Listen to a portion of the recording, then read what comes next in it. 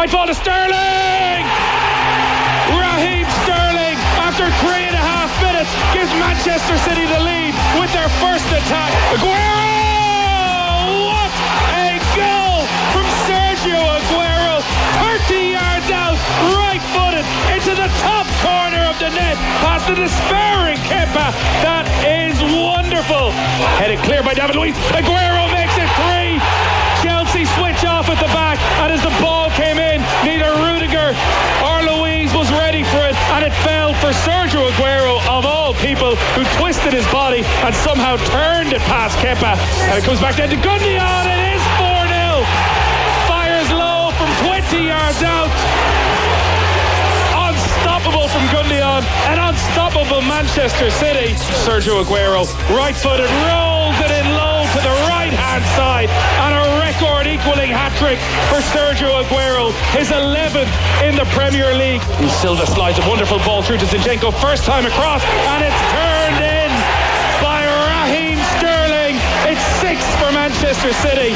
Wonderful, scintillating, first-time football yet again. What a pass from David Silva, and a pullback from Zinchenko, who gets the applause of his teammates, and Raheem Sterling gets his second, and Manchester City 6. There we are, 6-0 Man City against Chelsea. Pat Nevin is with us. I'm not sure we needed to inflict the full 6 on you, Pat, but you get the message. Do you know what was brilliant about that? A couple of things, right? That's the longest you've ever played at that track ceremony. Yeah. It's a Manchester band, obviously. And the line that came out of it when you stopped playing the goals was, "Time to cry this time." I'd like to say we planned all of that, but you're operating at a different level to us. Can I play you a quote from you last week? This is pretty prescient, I have to say. This is Pat Nevin speaking last week, where we got him to just give a quick glance ahead to Man City against Chelsea. I think they're the dream team for City to play against. Right. Chelsea in many ways, because you're going to play Manchester City at their own game. Man City are better at it. So, it's not absolutely beyond the bounds of possibility. But I mean, I would be surprised. What I would almost suspect is a high scoring game, with probably both sides scoring, because that's just the way Sarri is. He will open it out against Manchester City, and it will be an interesting game that way, but it will be mayhem. And I'm looking forward to that. I'm sort of open enough to enjoy the skills of any player that's out there, and there should be a lot of good players playing out there as well, who will be given a bit of space because it'll be quite an open game. So, no, I mean, but having said that, Mark Lawrence, and I think the call City won't get beat till now in the end of the season, I don't know how big a call that is. A bigger call would be they'll win every game between now and the end of the season. Yeah. I'm not sure that's going to happen, but I will not be even slightly surprised if that does happen. So very prescient in many ways, Pat. The only thing you suspected Chelsea might score a few goals as well. That didn't quite happen. But the point about Chelsea being a good team for Man City proved absolutely correct. Yeah. Oddly enough, I do this fantasy football thing, and I had to guess a score for the game.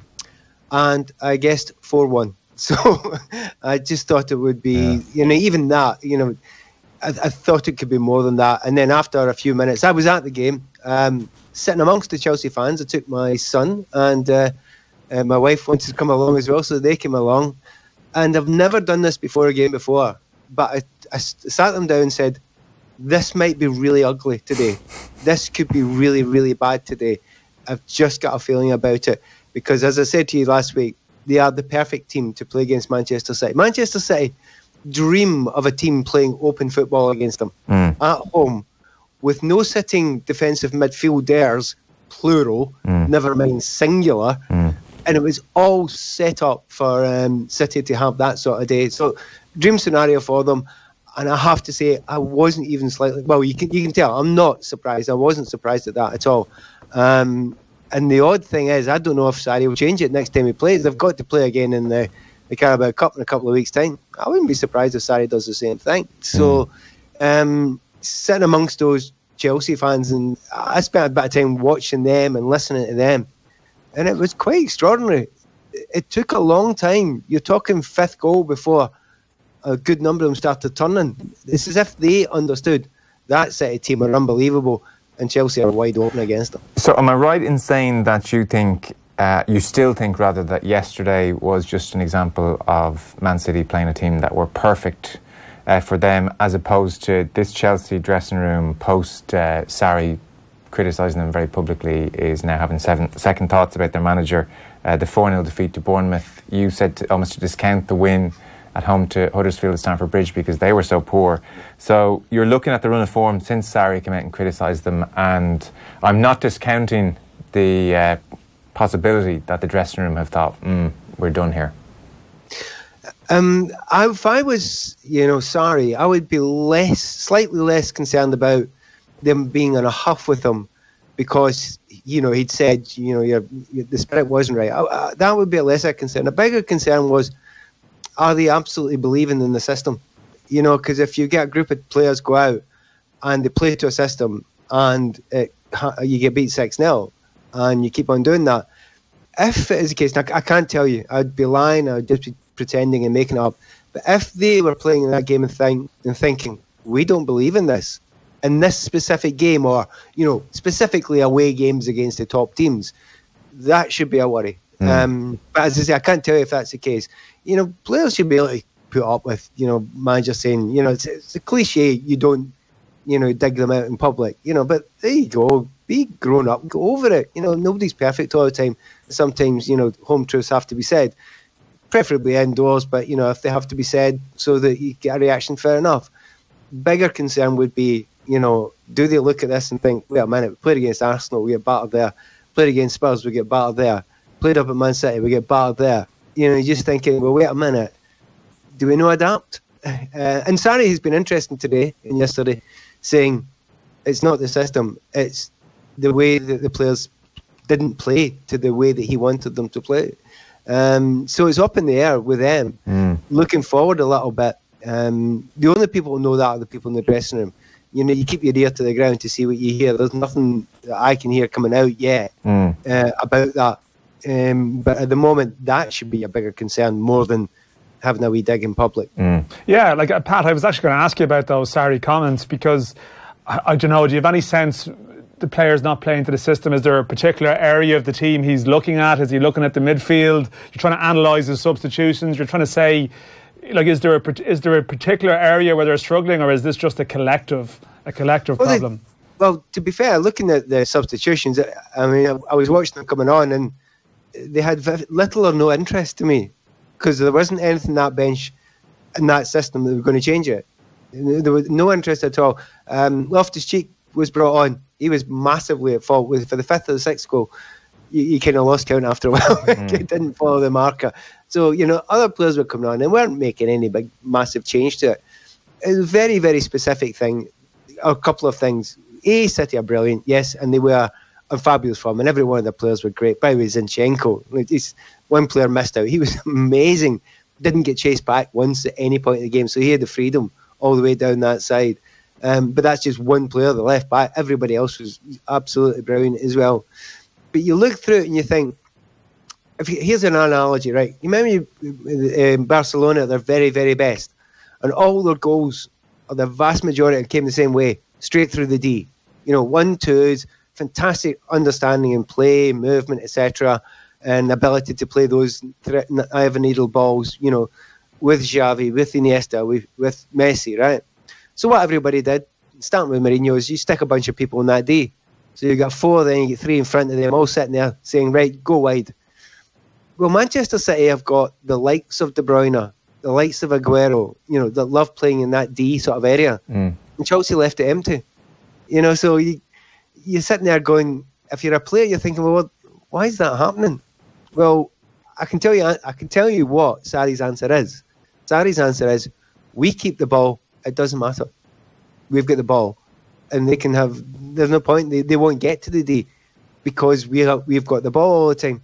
Problem is, this is Manchester City, and player for player, they're better than Chelsea players. That's a nonsensical defence. If Sarri was, but that's what he's been saying. That's what he's been saying. I would lose faith in him as well. Frankly, I'd be looking around the dressing room saying that's not a good enough plan. That we just have the ball forever.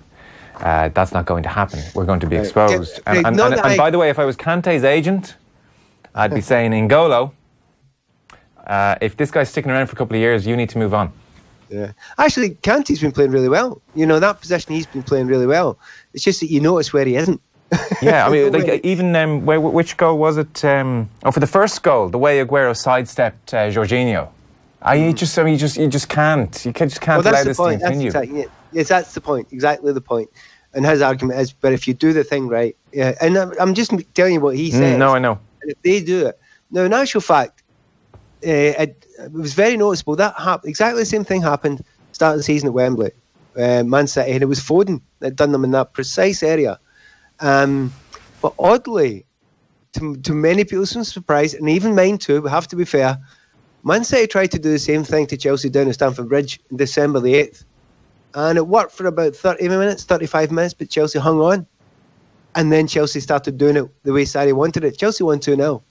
And Chelsea bossed it, dominated it. Two things to remember then, before you start thinking you're trying to paint an unfair picture. It is an unfair picture, because Man City were playing nowhere near as well as they're playing now. And also Man City had a big bunch of important players not playing on the day. So I don't think Chelsea could have done that to Man City had they been A, at their best, and B, had everyone available. So it's a massive concern for Chelsea just now. Not just that. I mean, you can get beat by Man City and you can get thumped by Man City. I'm pretty confident they could do that to just about anyone without that sort of open game plan against them, but it's just that bit easier. But if you look back at the little run of play since that December 8 game that I was telling you about, Chelsea have just had too many really, really dodgy results. Losing against teams that they shouldn't be losing against. And they have dropped from that, fourth chasing for third down, as we now know, to sixth position. So they're now chasing it. And it's looking a bit iffy. It's a shame, though, because, they finally get in a centre forward who looks lively. Yeah. But I don't suspect playing that way that he's going to get a lot of his goals away from home against top 6 teams. And is it not a tad unsophisticated that so much of the play in a perfect world has to go through Jorginho? That's your guy, because it doesn't seem like the hardest plan to counteract. Yeah, no, but here's the thing. If you're Jorginho, I always try and put myself in other people's shoes, right? So the reason why I thought Man City was going to win, because I put myself in their shoes and thought, what do you want to play against? Oh yeah, it's that. Okay? So try and put yourself in Jorginho's shoes now, right? This is a really interesting one. Now, I can remember playing periods in my career where, it's not egotistical. I was the most dangerous player on the team. I was the most creative player on the team, right? And I'd find myself being marked by 2 men, and in the odd time 3, really closed down and having no impact in the game. And me thinking to myself, well, this is actually good, because there must be space elsewhere. Somebody else has got to have a lot of space. You better be using it. And being very disappointed if other people weren't doing that. If you're Jorginho and you've got 2 and 3 men on you all the time, you've got to think to yourself, what's everybody else doing? There's got to be a space somewhere. You've got to be using that space somewhere. You've got to be using that ability where there'll be one-on-ones in other areas. You better do it. So from his position, and Sarri must think the same. If they're crushing one guy and closing down one guy, you better be able to be good enough to move it in other places and those people to be able to make good use of it. Chelsea weren't able to do that for a number of reasons, and one of the reasons is Man City's brilliant energy, their brilliant movement, their willingness to work so hard for each other. It was absolutely fantastic. It reignites the title run-in, doesn't it? Liverpool beat Bournemouth at the weekend 3-0.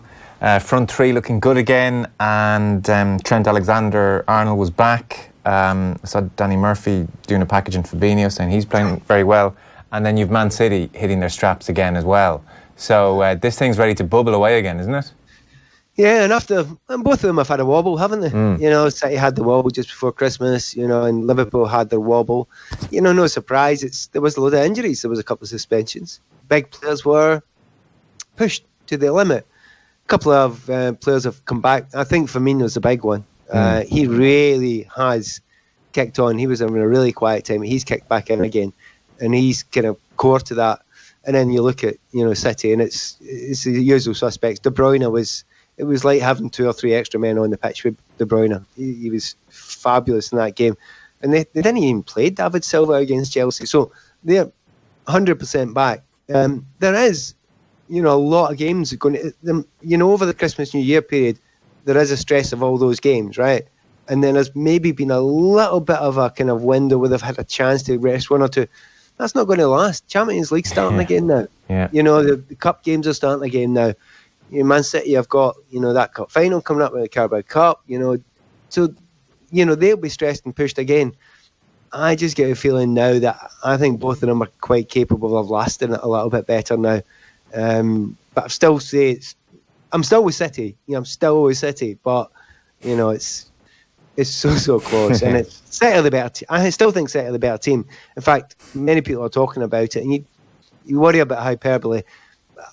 I would have hated to play against Manchester City the weekend there, and that's not what you often say about teams, because you love to play against the best, but it would have been horrendous to play against them because you just couldn't get near them nowhere.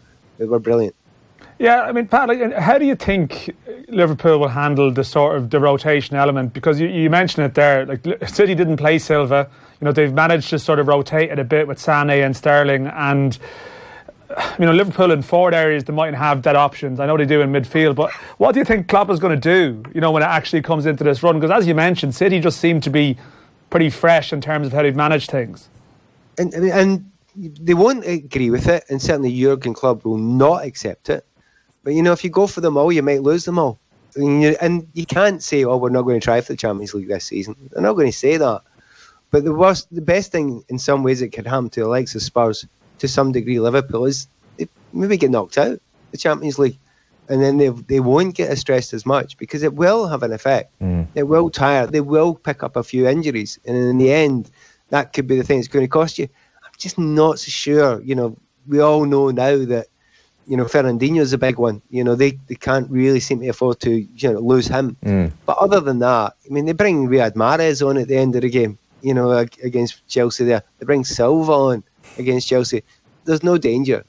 I don't see any danger at all for Manchester City. I think they're going to be fine for personnel between now and the end of the season. Yeah. Just need to keep Fernandinho fit. Whereas you're right, Liverpool, they're on the edge. But then they stayed on the edge and got close to the Champions League, winning the Champions League last time.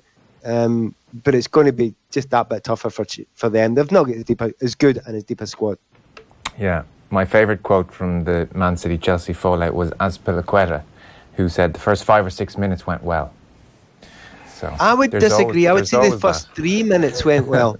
They were actually, do you know what, they started in a really unusual way, because the game plan was interesting. They closed down City phenomenally those first 2 or 3 minutes, and I thought, well, that's brave, because if you do that, you need to keep that pressure up at that pace for the entire game, and you can't let them break through the lines. I don't think there's a team around that are good enough to do that, and if you do it, everybody has to be on 100 mile an hour for the whole game. Chelsea haven't got players like that. Higuain's not that type of player. Hazard's definitely not that type of player either. So try and doing it with 9, you're wasting your time. Can't work. I did wonder if they'd poked the bear by setting such a frantic pace and really alerting Manchester City to the fact that this could be a big game, and you want to get moving here. Hey, what you want to do with City is let them have the ball, drop everyone behind, try and lull them into a sense of boredom. That's surely your best tactic, isn't it? Well, that's the best things. I've been to the Etihad a few times this season, and the times when they've looked weakest, Manchester City, is when teams have done that.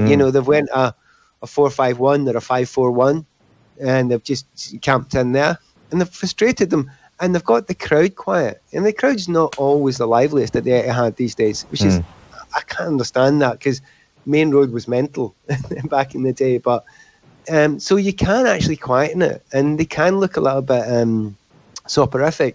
Am I allowed to use that? Yeah, I am. So they can be a little bit soporific the way they play sometimes, but you're right. If you open it up and say, right, we're going to have this big elongated five-a-side kind of game here, it's party time. It really is. Do you know, there is one other thing somewhere in the background of this, and the word naive, everyone will throw naive at Sarri, but there's also a bit of that it kind of likes the fact at least he has a goal. Other people kind of don't have a go, do they? They just sit there and you get beat 1-0, 2-0, and you think, yeah, that was a bit of a yawn.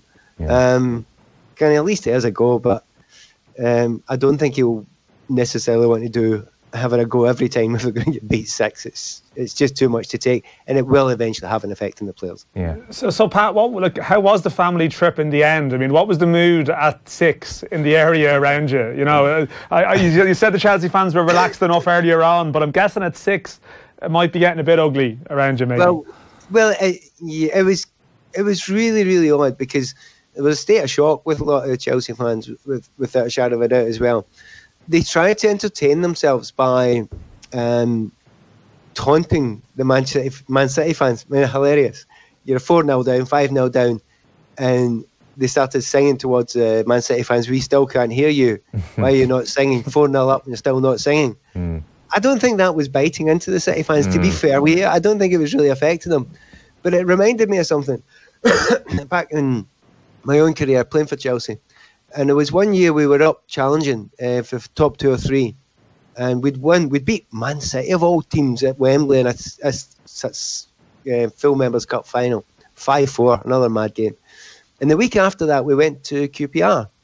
And QPR were all right. They weren't that good. We should hammer them. They beat us, wait for it, 6-0. And we could not believe it. And the Chelsea fans that day sang from start to finish. What an incredible difference it made, because we kind of eventually bounced back to it because they didn't turn completely on the team. And Chelsea fans are a bit like that. They kind of don't really turn on it. If you look at it, and sometimes it doesn't make sense. Sometimes I remember watching, even with bad times with Mourinho, they didn't turn on. Remember, they didn't turn on them. They didn't turn on their managers when other teams would. So they're unusual fans that way. And although you kind of expected it to get really, really ugly, walking out afterwards, it wasn't as ugly as I thought. I thought it would have been angrier than it actually was. There's some angry people, of course there are, and they'll all phone into the phone-ins. But in actual fact, it wasn't the reaction I expected. But have a look at what's going on this month. I don't know if you've looked at, or anyone out there has had a good look at what Chelsea have got this month. What an incredible month. They've got 2 games against Malmo, so they could go out of the Europa League, although I think they'll stay in that one. That now looks like their best chance of getting Champions League football next season. They've got Manchester United in the FA Cup down at Stamford Bridge, and United are playing quite well. Yeah. They've got Man City they've got Tottenham at the end of the month, and in between that they've got the cup final against Man City. So anyone thinks that the 6-0 this is all over for Chelsea, there's a lot to happen in the next few weeks, and it could look ugly, and you never know, it could turn it around, but it's going to have to be something special after that. Yeah, best of luck, Jorginho. And with a view to PSG tomorrow then, I mean, you don't overstate things, but then again, that's kind of what the media is about most of the time. But, tomorrow, genuinely, if it was to go spectacularly well or spectacularly badly, for Manchester United fans, tomorrow's one of those nights that can dictate and shape the next few years. Solskjaer is continuing to do everything he can realistically do domestically, and you feel like European success would copper fasten the momentum behind him. So PSG, we've got that tomorrow. It's at Old Trafford. No Neymar. That's no Neymar's. Yeah, the no Neymar's really big, because having watched a few games in the French First Division this season, Neymar and Mbappe together have been out of this world, absolutely out of this world. They've been ridiculous in some games, totally unstoppable. Now, there's lots of other good players there, and we know Cavani can score goals, etc. Yeah, and he's out tomorrow as well, actually. Well, that gives you half a chance. It really does give it. And of course, everybody knows it. You asked this question 8 games ago at Manchester United, and you're almost laughing at it. It's not now. Man United have got a great chance. I would actually I'd put them favourites over the tie now, because they're playing that well. And PSG, classically, after they've come back into this level of the Champions League, they're playing in the French League. Ligue 1 doesn't even test them. They've lost one game, off the top of my head, I think they've lost one game in Ligue 1 this season. But they're just not tested every week. It's a piece of cake for them. It's not going to be a piece of cake against Manchester United. But I still think it'll be still open in the second game. I'm going to that game over in Paris, and I still think the game will be wide open. But I wouldn't be surprised if they have to push Neymar back much quicker than they would rather have, because I think they'll need to get something out of that game, PSG, when it comes to that. Geez, that would be fascinating if they do that. So we'll have to see. We're pretty much out of time. Nevin in Paris. It just seems so right to me. It's just perfect. One of my favourite cities, it has to be said. Stay away from the Gilets jaunes and it'll be fine. All right, great stuff. Enjoy the football this week. Thanks, Mil. See you then. Bye-bye.